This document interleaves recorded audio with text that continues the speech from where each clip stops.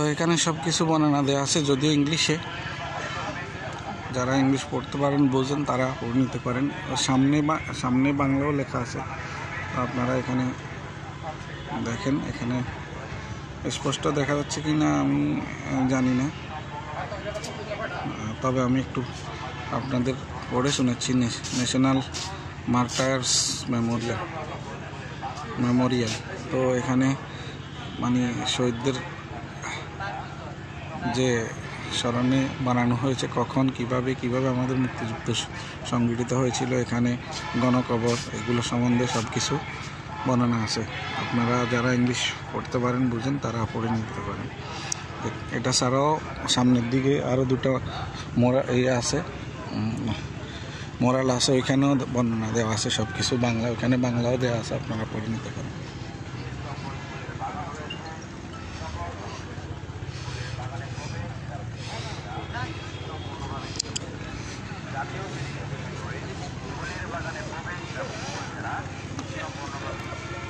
এটা চায়নাদের নির্মাণ করা। তো এখানে হচ্ছে প্যারেড অনুষ্ঠিত হয়, আর এখানে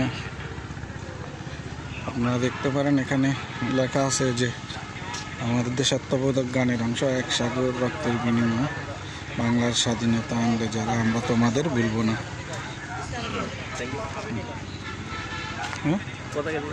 না না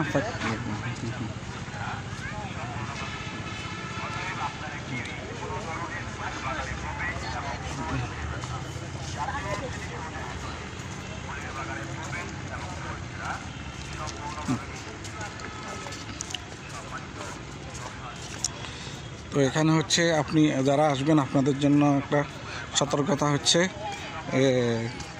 এখানে কিছু লোক আছে হচ্ছে আপনার পতাকা, বাংলাদেশের পতাকার বেস লাগিয়ে দেয়, তারপর হচ্ছে হাতে মুখে পতাকা এঁকে দেয় আছে। তো ওরা এগিয়ে এসে করতে চায়, জানেন তো আমাদের দেশে এ ধরনের এগুলো হয়। তো আপনারা ওদের সাথে যদি করতে চান, কথা বলে নেবেন, ঠিক আছে? যদি করাতে চান, কথা বলে নেবেন, আর না হয় না করে দেবেন। যদি আপনি কথা না বলে লাগিয়ে দেয়, তো আপনার কাছ থেকে টাকা চাইবে, মোটা অঙ্কের টাকা। ঠিক আছে?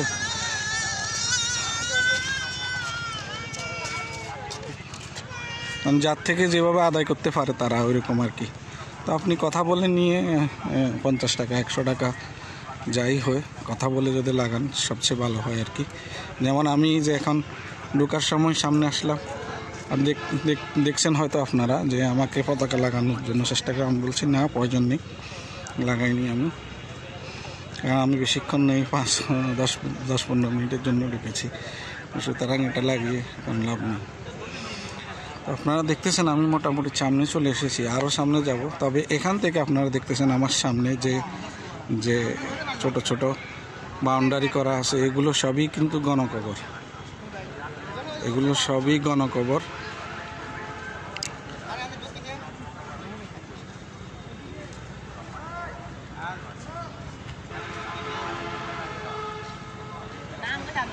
এই যে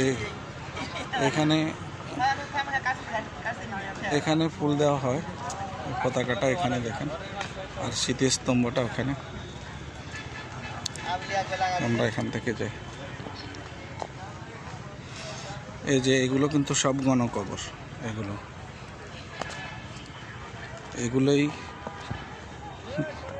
এখানেই গণকবর দেওয়া হয়েছিল স্বাধীনতার সময় আমাদের। এই যে এখানে লেখা আছে, আপনারা দেখতে পারেন, অজ্ঞাতনামা শহীদদের কবর। এই যে অজ্ঞাতনামা শহীদদের কবর, ঠিক আছে? তো এগুলো সবই গণকবর, অজ্ঞাতনামা এগুলো সবই গণকবর, এখানে গণকবর দেওয়া হয়েছিল। তো এটা এখানে 7টা স্তম্ভ আছে, ছোট থেকে শুরু করে সামনেরটা বড়। এটা আসলে ওইখানে যদিও জুতা নিয়ে যাওয়া নিষেধ, কিন্তু মানুষ তো মানে না, ওই যে জুতা নিয়েও যাচ্ছে। তো এটা হচ্ছে 7টা স্তম্ভ। এই স্তম্ভগুলোর এক একটা অর্থ বহন করে, এক একটার পিছনে এক একটা লজিক, এক একটা অর্থ আছে।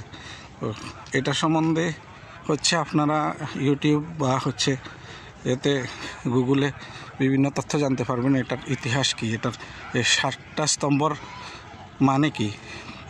তো এগুলা স্তরে তরে আমাদের যে ইগুলা হয়েছিল, আন্দোলনগুলো হয়েছিল সবগুলার স্মরণে একটা একটা করে করা হয়েছে এটা এই 7টা স্তম্ভ, ঠিক আছে। এখানে 69-এর আন্দোলন, তারপরে 52-র ভাষা আন্দোলন, 71-এর মুক্তিযুদ্ধ, সবই এক একটা মানে 7টার কে স্মরণ করে করা হয়েছে। তো এটা আপনারা জানতে পারবেন। আমার কাছে একটা ফটো আছে এটার সম্বন্ধে, প্রয়োজনে আমি এটা এই ভিডিওতে অ্যাড করে দেবো। এগুলো আপনারা জানতে পারবেন এই ভিডিওর মধ্যে, আমি ফটোটা অ্যাড করে দেবো। এখানে লেখা আছে যে আলোক 7টা স্তম্ভর মানে কি। তো এখানে হচ্ছে দেখেন, যদিও জুতা নিয়ে যাওয়া ঠিক না, তারপরও সবাই যাচ্ছে, আমি গেলাম না, আমি এখান থেকে একটু করে চলে গেলাম। তো বন্ধুরা ভালো থাকবেন, খোদা হাফেজ, বাই বাই। এটার নিচে কিন্তু আবার জাদুঘর আছে, সেটা যখন তখন খোলা থাকে না, বিভিন্ন অকেশনগুলোতে খুলে দেয়। তো ভালো থাকবেন বন্ধুরা, খোদা হাফেজ, বাই বাই।